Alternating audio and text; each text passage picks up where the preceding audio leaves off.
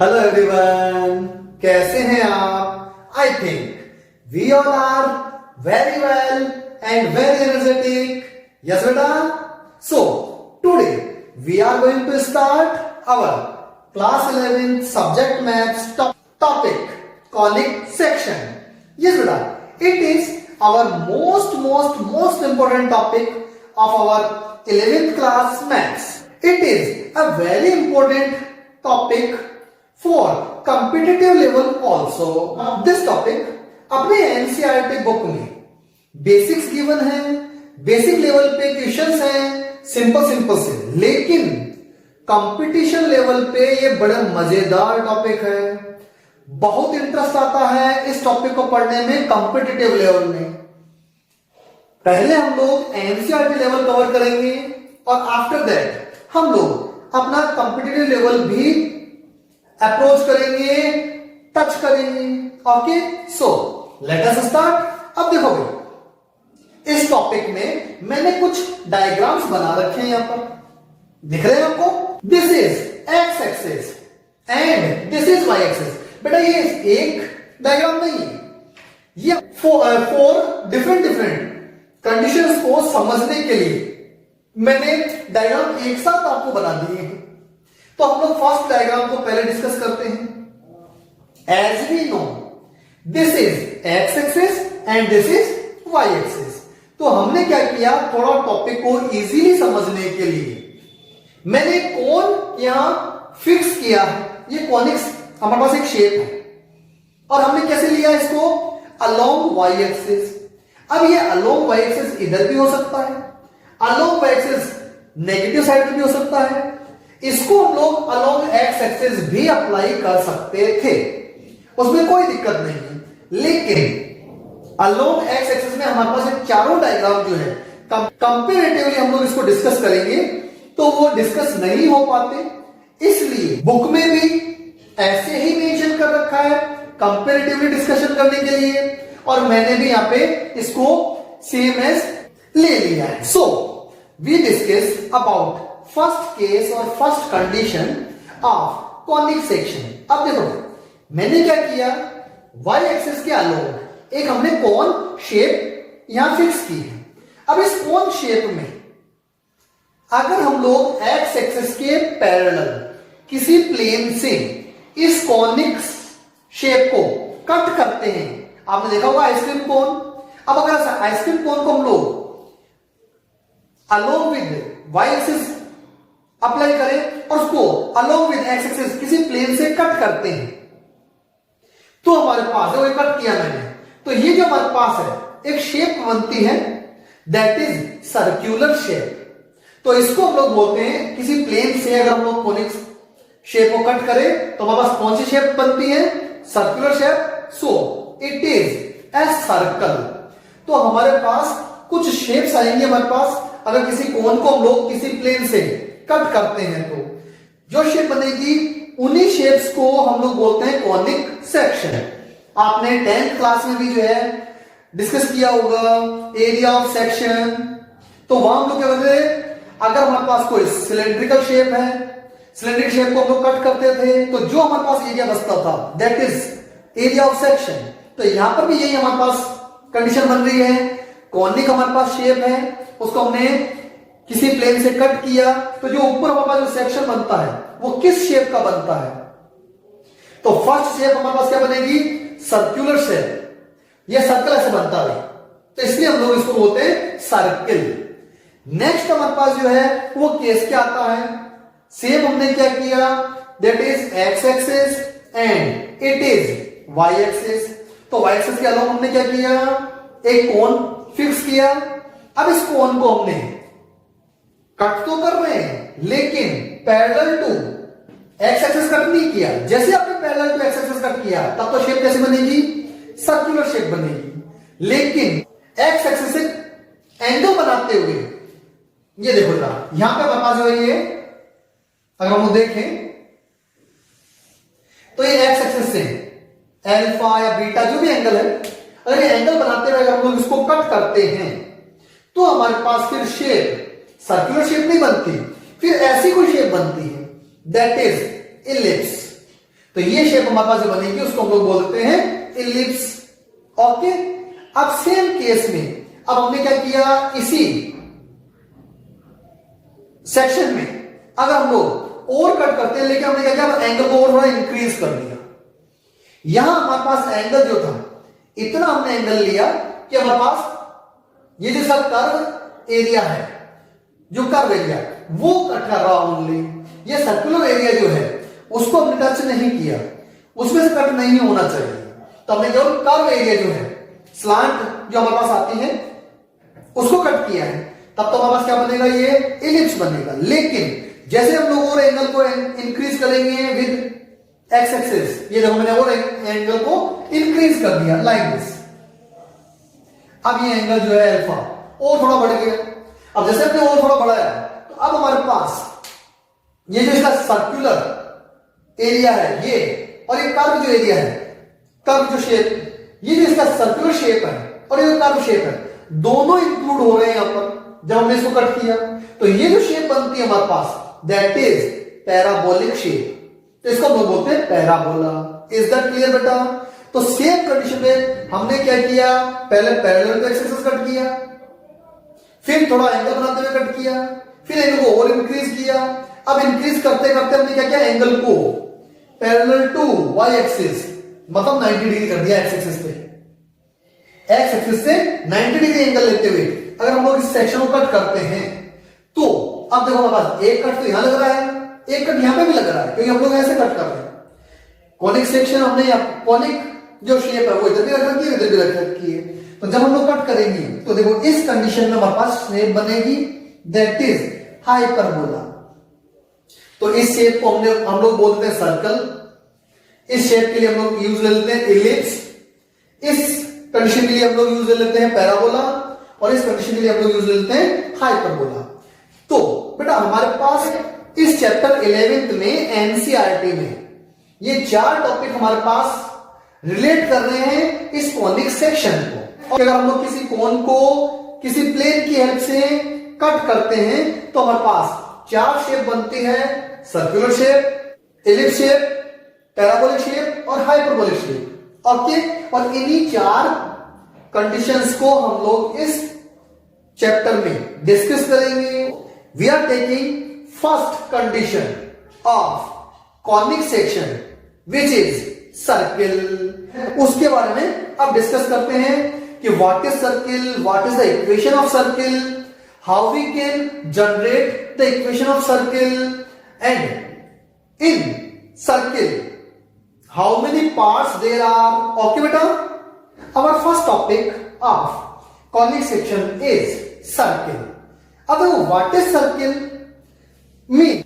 Suppose that it is a origin or center of this circle like A, B, ये हमने suppose किया, और एक ये हमारे पास P पॉइंट है। अगर हम लोग इस P पॉइंट को एक वेरिएबल पॉइंट सपोज कर लें like X, Y, then definition of circle in maths: locus or path of a variable point P.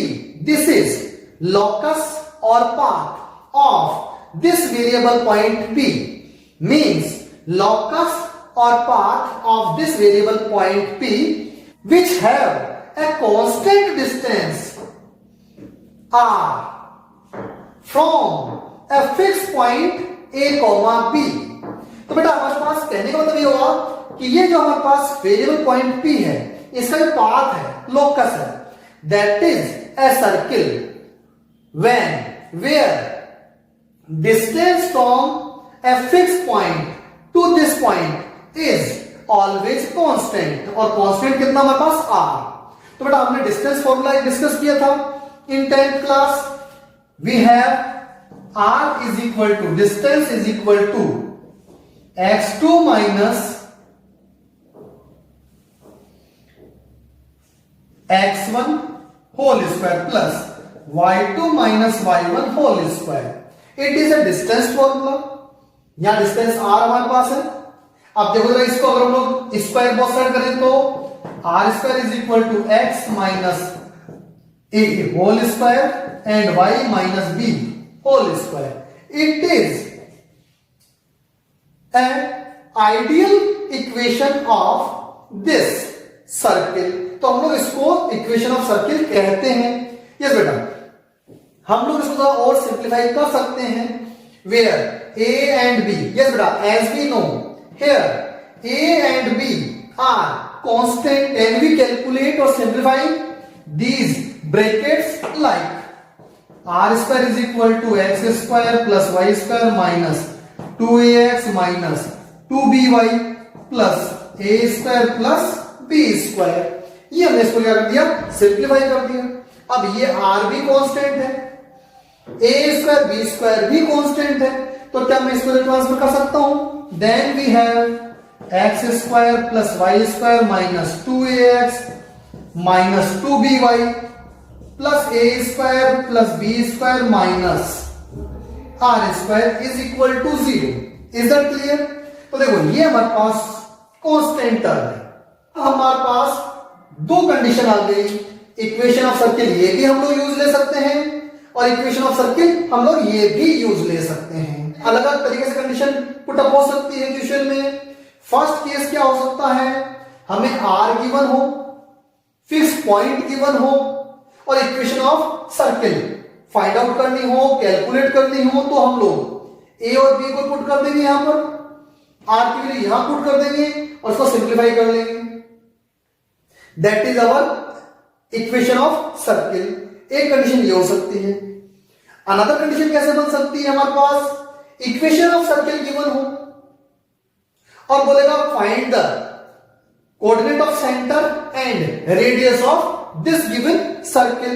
I am taking a simple equation like general equation of circle x square plus y square plus 2gx plus 2fy plus c is equal to 0। बेटा general equation of circle को हम लोग इस condition में represent करते हैं। यहां पर देखो, अगर मैं इस कंडीशन को इस कंडीशन से कंपेयर करता हूं, कुछ टर्म्स बनेंगे, कुछ इक्वेशंस बनेंगी, कुछ कंडीशंस बनेंगी, उनकी हेल्प से हम लोग coordinate of centre and radius of centre calculate कर सकते हैं। लाइक दैट, यहां हमारे पास एक्स स्क्वायर टर्म है, एक्स स्क्वायर टर्म है, वाई स्क्वायर टर्म है, वाई स्क्वायर टर्म है। अब यहां पे क्या है हमारे पास 2gx। अब इस एक्सपोनेंट जो टर्म है इसके कोफिशिएंट्स को अगर हम लोग कंपेयर करें, here g is equal to minus a, देखो कंपेयर करेंगे तो okay, and f is equal to अगर कंपेयर करते हैं तो माइनस b। ये हमारे पास g और f की वैल्यू आ गई। ओके, हम लोग ये भी कह सकते हैं यहां से a is equal to minus g and b is equal to minus f. अब हम लोग ये वाली कंडीशन जो है वो कहां से आई थी, हमारे पास इस कंडीशन से आई थी। तो यहां हमारे पास ए और बी क्या थे, कोऑर्डिनेट ऑफ सेंटर। यहां पे ए और बी वैल्यू हो गई क्या find out. So centre of circle is minus g and minus f. ये हमारे पास क्या हो गए, coordinate of centre find out हो गए कंपेयर करके। अभी हमारे पास रेडियस ऑफ सर्किल भी कैलकुलेट करनी है, तो अब हम लोग क्या कंपेयर करेंगे, देखो यहां पर c कांस्टेंट टर्म है, यहां पे कांस्टेंट टर्म ये है, इनको भी कंपेयर कर लेते हैं। Then c is equal to a square plus b square minus r square use ले सकते हैं। अब देखो इस r स्क्वायर को मैं इधर ट्रांसफर कर देता हूं और c को इधर ट्रांसफर कर देता हूं। So by transposition r square is equal to a square plus b square minus c। Then value of r is equal to a square plus b square minus c. Is that clear? What is the value of a? Minus g. What is the value of b? Minus f. और c की value यहां से पर जो constant term आएगी वो put कर देंगे। Then we will find the radius of this given circle. Okay बेटा, तो हम लोग जो है कहने का मतलब ये है कि हमारे पास यहां दो केस हो सकते हैं। सेंटर और रेडियस गिवन हो तो इक्वेशन कैलकुलेट कर सकते हैं, इक्वेशन गिवन हो तो इस पैटर्न से कोऑर्डिनेट ऑफ सेंटर और रेडियस कैलकुलेट कर सकते हैं, फाइंड कर सकते हैं। इस टाइप के कुछ क्वेश्चंस हमारे पास एनसीईआरटी बुक में गिवन है एक्सरसाइज 11.1 में। You should solve or you should practice that questions which are based on this topic or this pattern. Okay beta, so I am taking some examples based on this condition. अब देखो ये हमारे पास equation of circle है, तो यहां हमारे पास क्या क्या कंडीशंस हमारे पास होनी चाहिए आइडेंटिफिकेशन ऑफ सर्किल के लिए।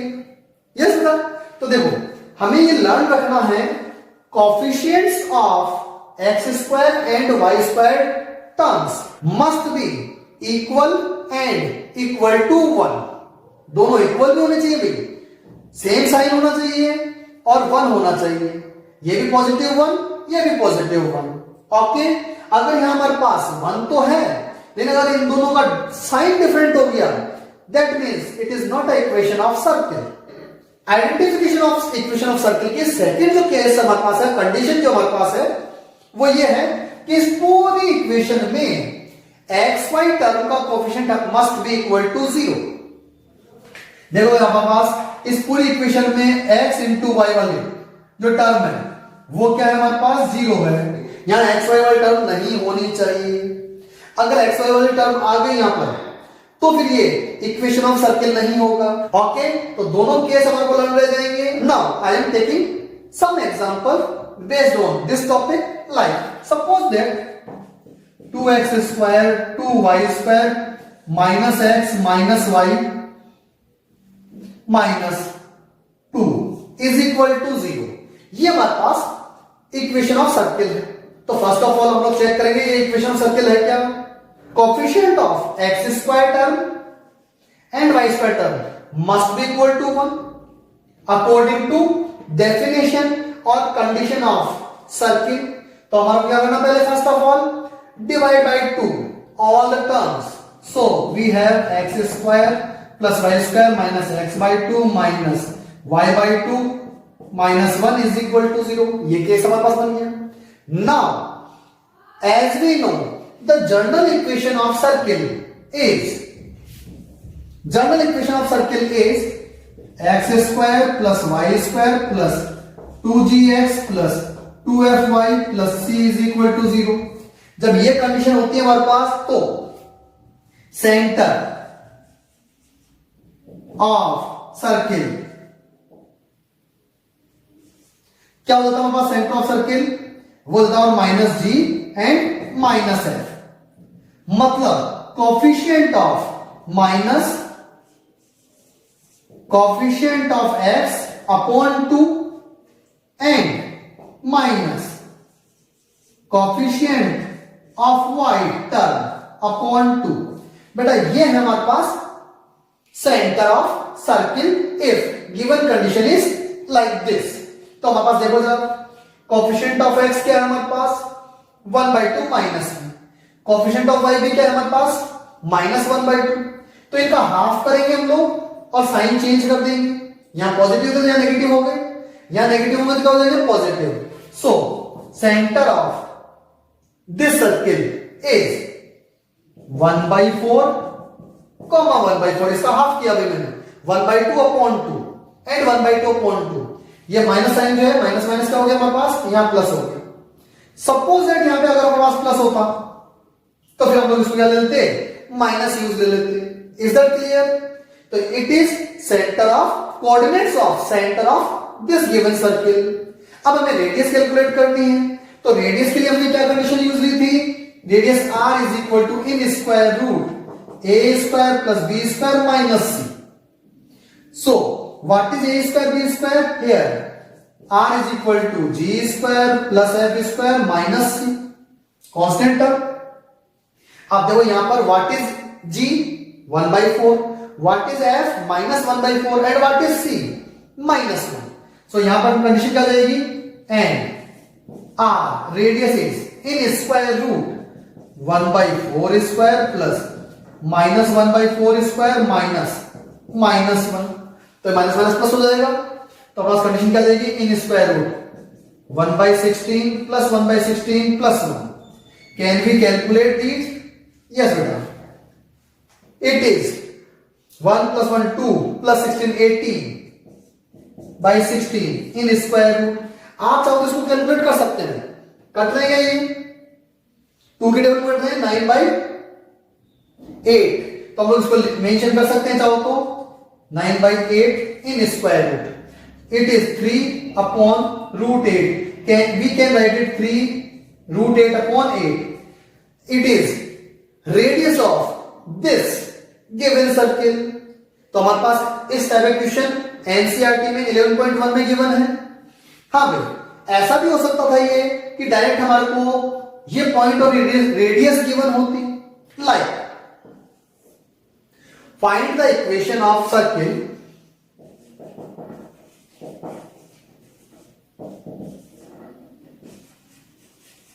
Find the equation of circle which had center -1, 3 and radius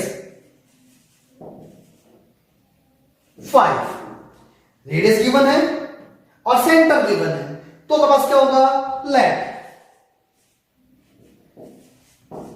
equation of circle क्या होता है हमारे पास, x minus a square y minus b square is equal to r square.